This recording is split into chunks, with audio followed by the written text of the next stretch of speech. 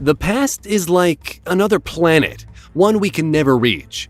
It is a land where the answers to all our questions irretrievably lie.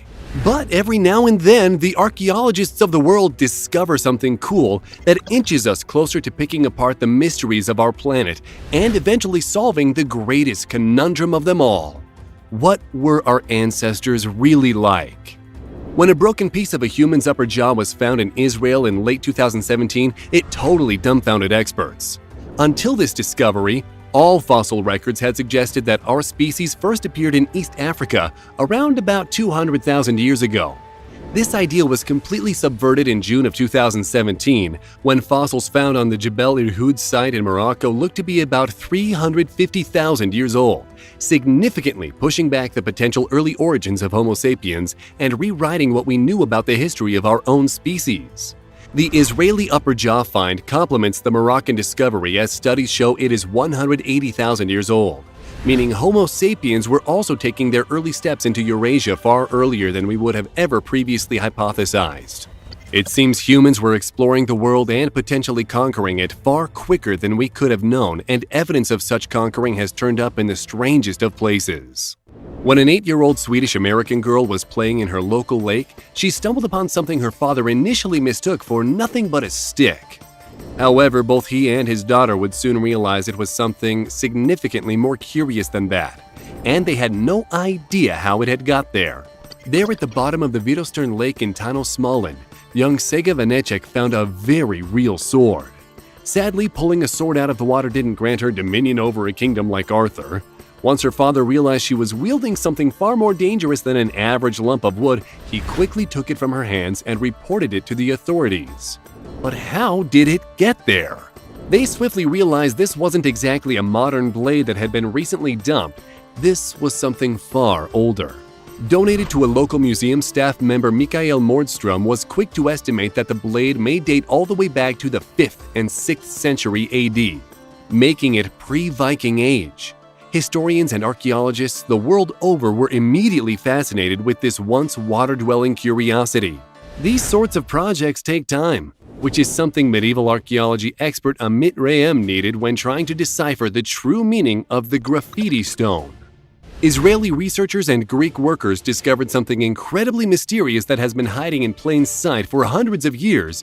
In a shadowy corner of Jerusalem's very own Church of the Holy Sepulchre, there has long sat a black rock roughly the size of the average dining room table.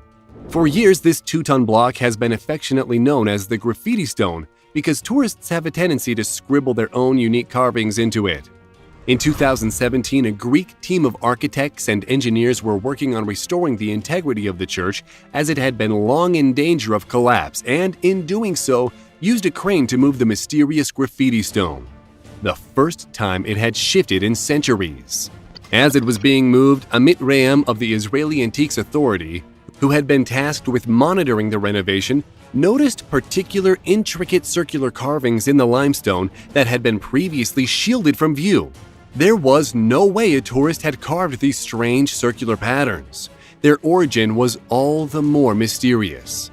Rayem was quick to lock himself away in a library and research, desperately hunting for evidence of other stones with similar decorations.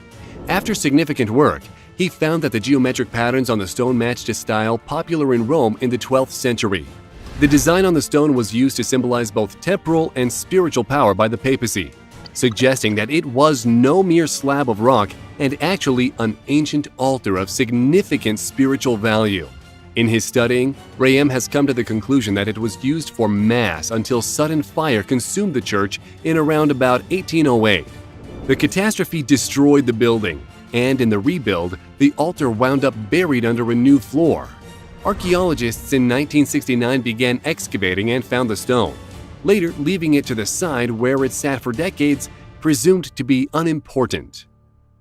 As an ancient Mesoamerican city and the site of many of the most architecturally significant Mesoamerican pyramids to have been in the pre-Columbian era of the Americas, Teotihuacan is already steeped in wonder and intrigue and is exactly the sort of place where you would expect to find such an ancient altar.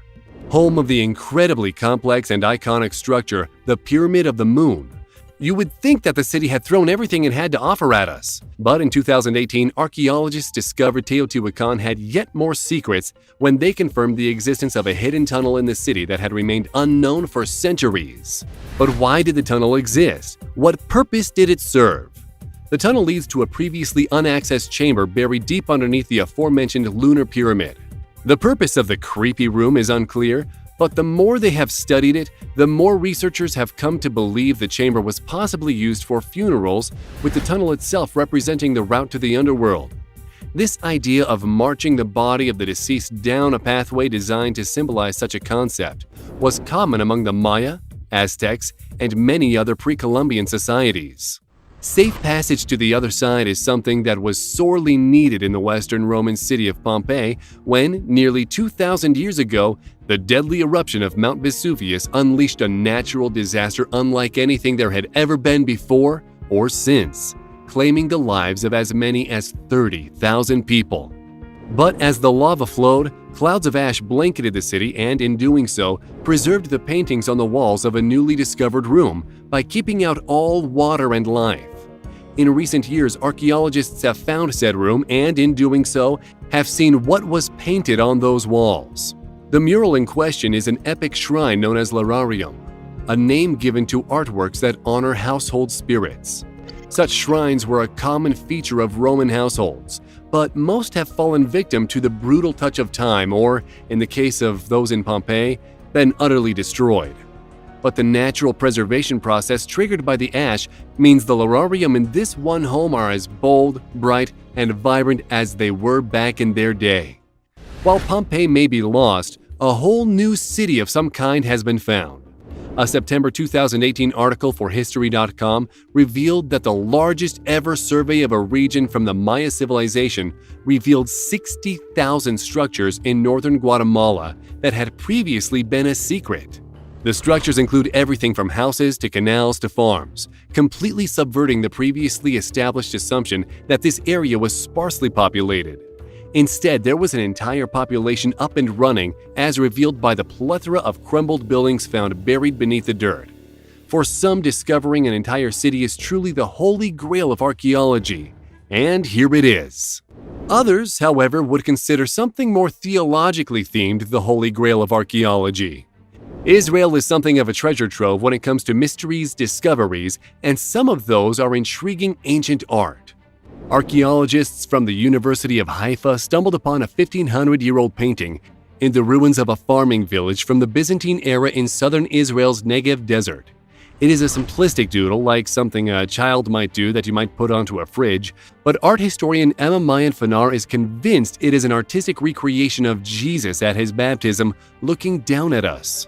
You would be forgiven for saying that it doesn't look all that much like the Son of God, but here's the curious thing. The Gospels never actually described Jesus' appearance. Every image of him is based on later artistic versions. In earlier centuries, Jesus was actually depicted in a number of different ways before the classic images of the long hair and beard became the norm in the 6th century. This wall picture depicts a pre-6th century idea of Jesus with a clean-shaven face and short curly hair, as opposed to long flowing locks. If the image is what Mayan Fanar thinks it is, it's a significant piece of history. The man, Jesus Christ, depicted as he truly was. And it's not just elements of Christian stories the archaeologists unearth. We all know the story of the Trojan horse, the tale of how men snuck themselves into the city of Tanea by hiding themselves inside a giant wooden horse. But where exactly is Tanea anyway? Where is this city of people dumb enough to think of a giant wooden horse like a normal present? It's actually been long gone to the point that some thought it was nothing but a myth, and ever since the most Orwellian of years, 1984, archaeologists have been trying to hunt down any remnants of its supposed existence. The quest began when archaeologist Elena Korka discovered a buried sarcophagus in a village located in the Peloponnese region, which is just south of Athens. She knew there had to be more to this discovery and wanted to get digging in the same area again as soon as she could. But that return visit didn't take place until 2013, when Korka arrived with an army-sized research team to start a long-term excavation project. Things finally heated up in 2018 when they unearthed chilling tombs stocked with bronze, gold, silver, vases, and of course, bones. But this was only the beginning. From here, the dig headed north, where Korka and her archaeologists stumbled upon the remains of buildings from an ancient city. Within an area of 672 meters square, they dug up buried columns, floors, and walls, and soon realized the tombs they had found was the graveyard of Tanea, and now they had found the rest of the city. Until this point, Tanea existed only in myths and historical texts. There was no evidence to suggest it actually ever existed. Archaeologists have found in a grave in southeastern Bulgaria is a 1800-year-old jar shaped like the head of a boxer or wrestler. Although if you want to get technical, it is actually a balsamarium, which is a very specific type of jar used to store liquids like perfumes of balms. The jar is a creepy and curious piece with experts mystified as to what it's supposed to be. Made of brass, it seems to depict a man with a goatee and bent nose. The facial injury is what led many experts to think it is a depiction of a boxer, one who is yet to heal from a recent injury. But others theorize that the goatee has a demonic feel, a vibe aided by the fact the man the jar immortalizes seems to be wearing a hat made of a deceased cat. But then again, maybe that's just what boxers in those days wore, even though we can't imagine Muhammad Ali wearing a stuffed Garfield on his head. We hope you enjoyed this video. Let us know which of these was your favorite in the comments. And if you liked the video, make sure to subscribe and turn on notifications so you'll be the first to know when a new video arrives. Thanks for watching.